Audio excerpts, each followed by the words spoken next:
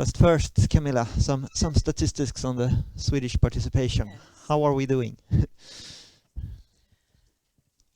Yes, so now we move on to the statistics, which would be interesting for you to know. Okay, Being close. Thank you. is it on or not? Yeah, I think it's on. Should be on? Yeah. Yeah. So you need to like that, maybe. Okay, is it better now? Or I could move it. Is it better? Yes. So some statistics for Sweden, and we'll start with the FET Open. So this is the result of the first evaluation of the first cutoff. And as you remember, FET Open 1 is about the research and innovation actions. These are the real research projects, and FET Open 2 are the coordination and support actions, which are much smaller ones. And as you can see, there was a large number of proposals received, and only 24 proposals were funded, which gave this low success rate of, I think you had 3.7, but 3.8 I had for FET Open 1. And the final score to get funding was 4.65, so it's a very competitive program, as you already know. But Sweden was quite successful in this cutoff. We had 6 proposals, funded proposals with Swedish participants, and 1 Swedish coordinator, which is here today, Soran. And the other participants, except from Chalmers, was Uppsala, KTH, Luleå, Umeå, and Karolinska.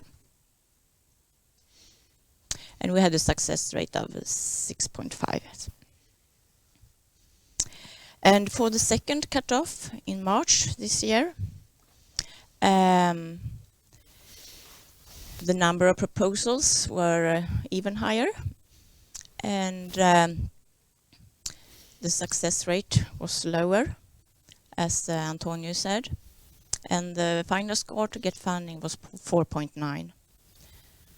And Sweden was a little bit successful in this cutoff. We only had 1 funded proposal with Swedish participants, and that was a company, Elekta Instrument, and the success rate was 0.8% for Sweden.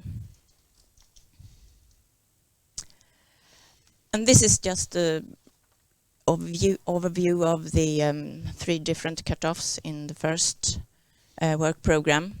So what I would like to say here is that the number of Swedish participants is increasing, as you see from 118 up to 172 Swedish participants.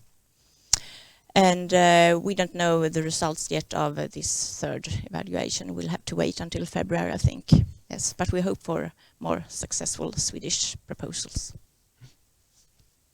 Yes. Okay. So let's say a few short words. And now we've talked about the FET Open, where you can apply openly. And then, as Antonio explained, we have the proactive scheme where there are top-down topics defined. Here in the previous course, there were 3 different topics, and the middle one receiving far more proposals than the others. And again, there are not too many funded proposals, and there are a few, but still, when you do the statistics, it's at least a 7% success rate from Sweden, but that boils down to only 2 proposals containing Swedish organizations. But again, there's a small portfolio of projects, and in these 2, it's KTH and Chalmers that again are strong in these kind of proposals. There was also a sort of proactive, the high performance computing program. And there again, Sweden is quite successful, and we have a number of KTH, Chalmers, and Umeå Universitet, and also Astra that are participating in this rather special field of the FET program. And then we have, as Antonio also explained, the flagships, Graphene and the Human Brain Project.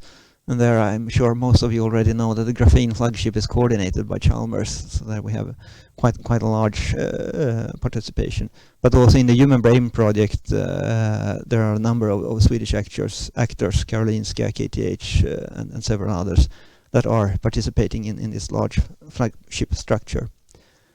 And also there are national calls or a national network of national funding agencies, the Flagera ERANET, that is also supporting these two topics where the Research Council and VINNOVA are the ones managing this ERANET. So Sweden is participating quite a lot.